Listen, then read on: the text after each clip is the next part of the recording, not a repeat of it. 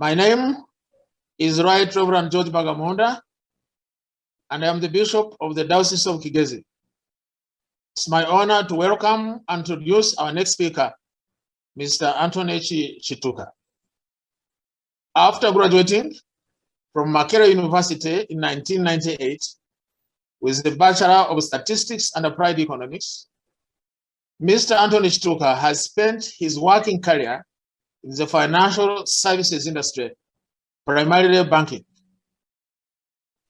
Starting as the head of business banking for Barclays Bank, he moved to KCB Bank, Uganda, as the head corporate banking. This resulted in a promotion to the KCB head office in Nairobi, where he served as the head of global corporate. In 2014, he moved to the corporate office of Equity Bank in Nairobi as the executive director of regional subsidiaries. This led him in 2016 to return to Uganda as the executive director of Equity Bank Uganda. Mr. Kituuka is married with 3 children, and they are members of St. Stephen's Church, Kisugu. He has helped steer the unique partnership between the Church of Uganda and the Equity Bank. Mr. Kituuka has agreed to participate in this year's Archbishop's Leadership Summit and to share on the topic, accelerating sustainability, practical tips in savings and investment. Please welcome Mr. Anthony Kituuka. Friends, family, the Church of Uganda. My name is Anthony Kituuka. I am the Executive Director of Equity Bank Uganda Limited, and I am humbled and honored to be here at the Archbishop's Palace, participating in the 2nd Archbishop Leadership Summit and contributing to this very timely and very relevant agenda of the Church of Uganda. The premise of this summit is accelerating sustainability to advance mission. As a member of the church and as a leader in one of the biggest partners of Church of Uganda, I am happy to make my small contribution towards this interesting summit and topic. What we aim to do in this summit, as probably has been said by earlier speakers, is to give dioceses specific practical tools to accelerate their self-sustainability. We want to ensure that they have the essential components that must be in place in order for them to be sustainable and make sustainability normal and realized. That is the agenda. In preparing for this, I had to pray, but I thank God that I remember the Archbishop's charge when he was enthroned as the Archbishop of Uganda about a year and a half back. He spoke of 3 elements which are important to all of us. He spoke about the head, he spoke about the heart, and he spoke about the hands. Our practical interpretation, mine and I guess the organization I work for, comes to what we see as a wholesome Christian or a wholesome corporate body. Our view is that for an organization or a human being or a Christian to be wholesome, they must have ideas in their head. They must have Christ in their heart. They must have food in their belly or in their stomach. And they must have money in their pocket. That is a wholesome Christian. Ideas in the head, Christ in the heart, food in your belly, and money in your pocket. My session is going to relate to using your head, your hand, and your heart to sustain money in your pocket. That is the intersection.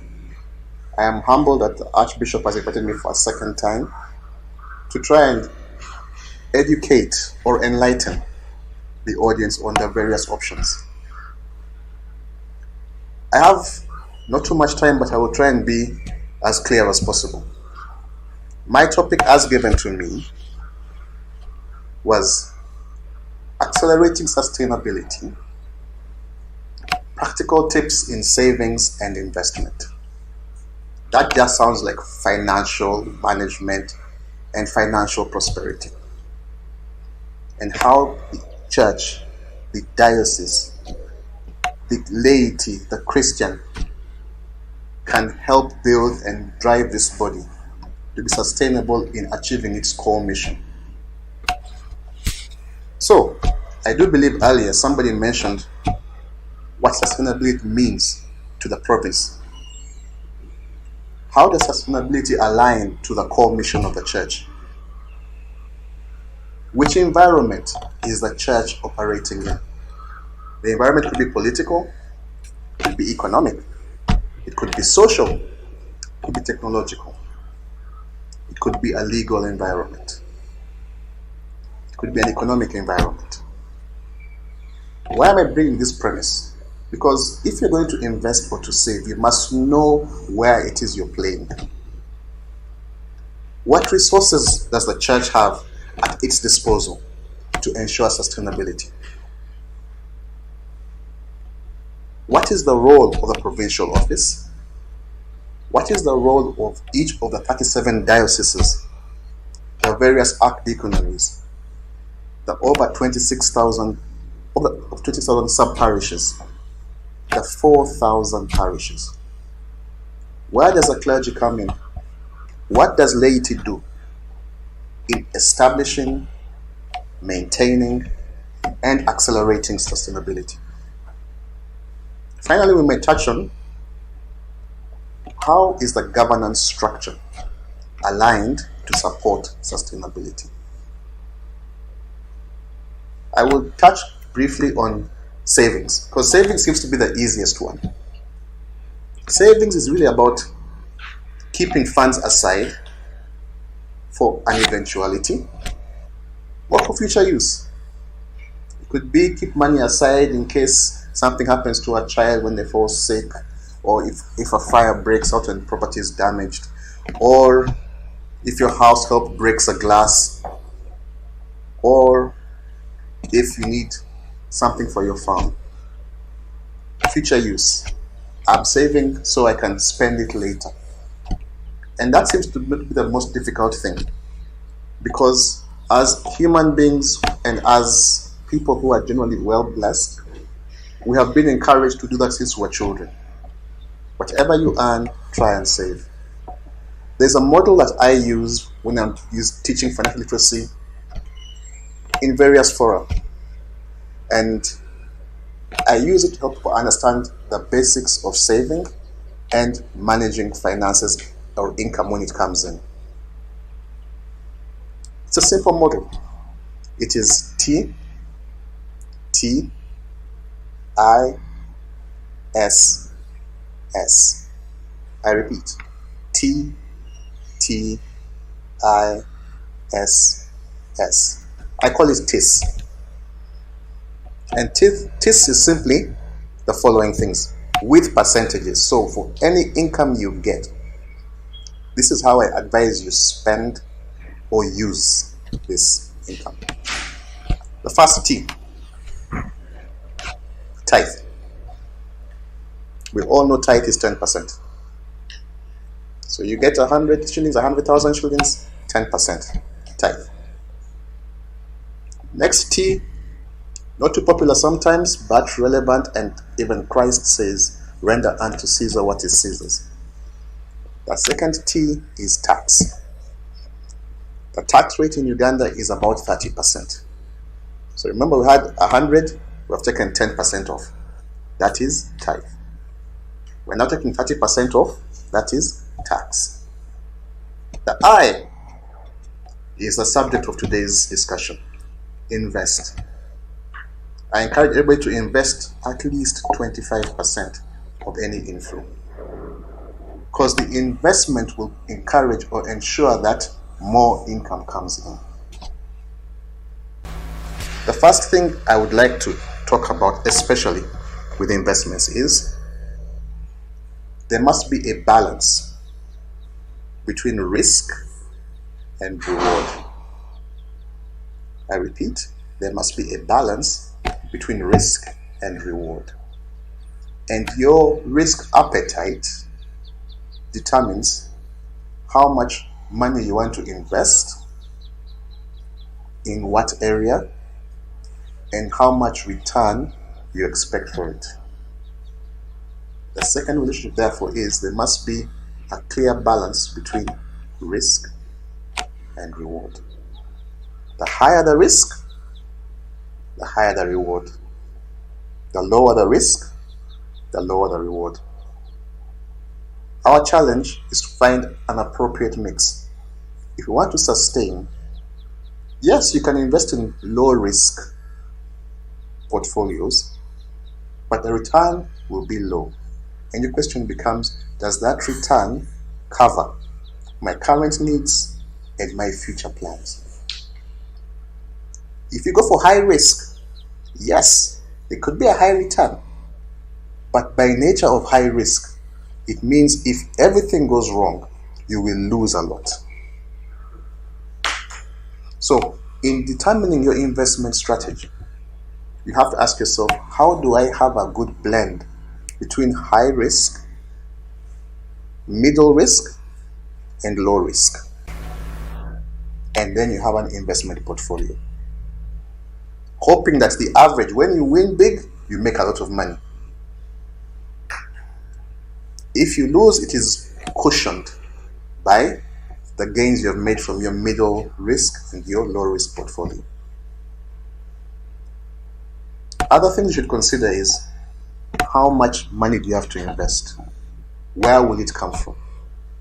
Now, the Church of Uganda primarily has income sources which are from the congregation. We have tithe, we have offering, and we also have, on occasion, donations from partners. However, we also have investments, such as church house, General Room Church House, where I sit. Yes, there's a big project going on to ensure that we pay off the debt to the bank so we can be free of the interest cost related to that big investment. That is just one kind of investment, which is being real estate. Okay? How much money do we have? How can we plan for it? Next question. We have invested money. When do we want it back? How long can we wait before we get it back with the profits? During this investment period, sometimes you begin with a loss. And you might make a loss for the first 2 years or 2 to 3 years. But hopefully from year 4, you will start making enough profits to cover the investment amount, initial outlay, and to cover the first few years of loss. The church has invested in real estate. There are various dioceses and parishes who have invested in property, both commercial, meaning you put up the property to rent to offices or companies and so on, and some have invested in housing, residential. That seems to be the default position of many organizations. I do have to advise, of course, that real estate, depending on where it is and how you intend to get your money back, is one of those categories which I would say is low to medium risk. Meaning your returns won't be as high as if you invest in other things. Now, allow me to just touch on the environment in terms of what we see as a financial institution. We are strongly convinced that oil and gas will be a boom for this country over the next 3 to 5 years. We're strongly convinced that activity is happening now. In that time, the expectation, going by government reports, that there will be $15 to $20 billion invested into this economy. I strongly believe that the Church of Uganda has all the necessary ingredients to take advantage of this dividend. Where are the investment areas in oil and gas? I'm not saying the Church of Uganda should buy an oil field. I'm thinking that the sectors linked to oil and gas, which will be there long after oil and gas has happened, is what will be a vehicle of sustainability. And what are these linkages, if I may just touch on some of them? Health. Church of Uganda owns hospitals. Agriculture, food and agriculture. Church of Uganda has, I think, probably one of the top 4 or 5 landlords in this country. Medicare. This is provision of medical equipment, a supply of the same. Opportunities to look at. Education. How do we empower our population to understand the opportunities that arise around oil and gas? Tourism. Yes, we have Namirembe Guest House. Yes, we have Nabogabo Resort. How do we prepare those? How do we expand those? And other such opportunities across the country, in various areas of the tourist areas, the Rwenzoris, Elgon. When I was preparing this, 2 words kept coming to my mind. Kingdom enterprises. Kingdom enterprises. How can we establish kingdom enterprises within the diocese, within the parishes, sub-parishes? How can we do that? I want to challenge the leadership of the church to put some time away to think about that. The one which I'll spend some time explaining, because it's a bank product primarily, is treasury bills and bonds. Now, it might be a bit complicated, and I will really try to simplify it. And I pray my friend Olivia here will do a good job for those on the sign language side. A treasury bill is lending money to the government. And you lend money to the government for a period of less than 1 year. And the government will pay you back your money with interest. So you can invest in 91 day, 182 day, and 364 day treasury bills. The difference is, of course, the longer you invest, the more interest you get. The shorter you invest, the lower interest you get. But again, it just also depends on when you want your money. But one of my principles: payback period, return on investment.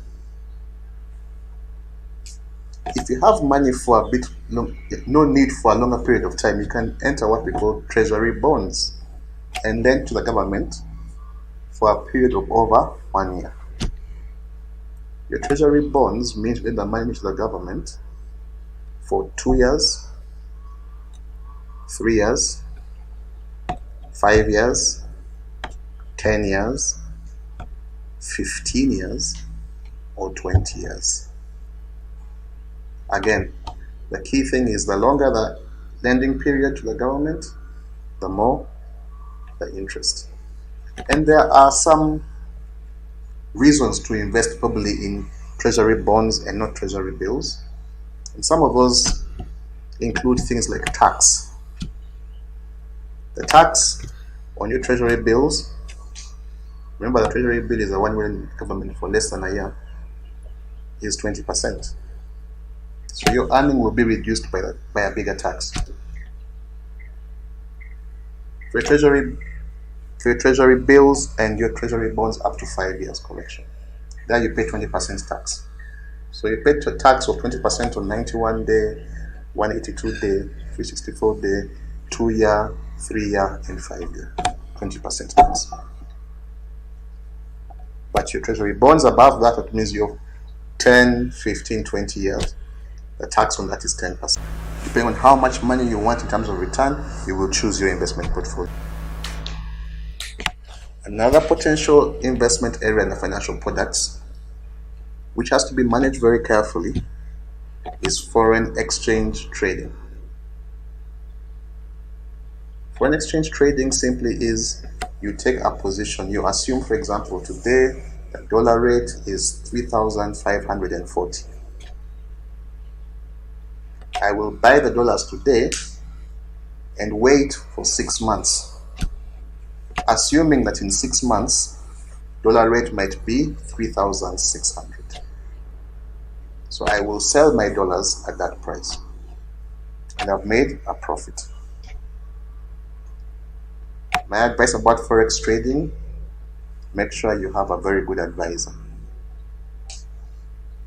so you do not take unnecessary risk. But again, there are various advisors in that regard, including the bank.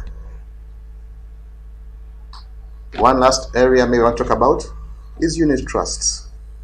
A unit trust is just a group of, it is an investment vehicle mainly offered by insurance companies where they pool or collect money from various people, put it into a vehicle or put it into an organization, and they guarantee a return or a profit to the person putting the money in.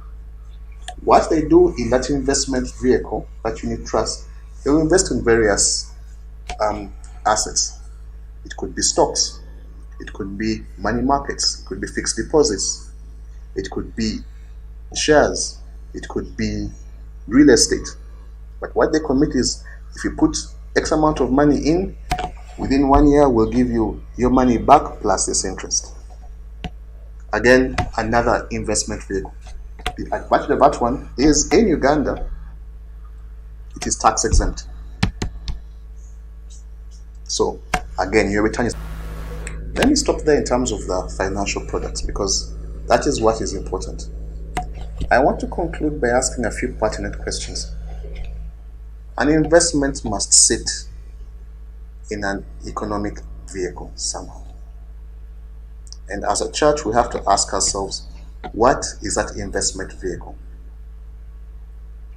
We have to challenge ourselves to see, yes, we have the core mission of the bank and the theological mission of the bank. We have to critically look at our economic engine. And these two engines will allow us to fly to sustainability. What is the link? How do we ensure? Because this economic engine will create a sustainability for the social or theological engine of the church. Yes, we depend on tithe offerings, but this summit is about accelerating sustainability through all our resources. And that requires us to look deep and hard at how we are structured as a province. Who makes investment decisions? Who oversees these decisions? Who controls or aligns the assets? What human capital do we have to execute all these different investment decisions down to a point where they give us enough return to sustain the province, or the diocese, or the parish, or the sub-parish? Where can we get support? There's a Church of Uganda professionals body. How can they help us? Yes, there's Church Commissioners Holdings Company Limited. What is its role? How do we expand its reach down to the last person in the sub-parish and down to the laity? I leave those thoughts with you as I conclude. And I pray that with this summit, we will challenge ourselves, take long, hard looks at ourselves, understand our environment, and do everything within our power with this opportunity at this time to make the Church of Uganda a strong, solid body that can sustain itself for the next 60 years and beyond. Thank you very much. Wow.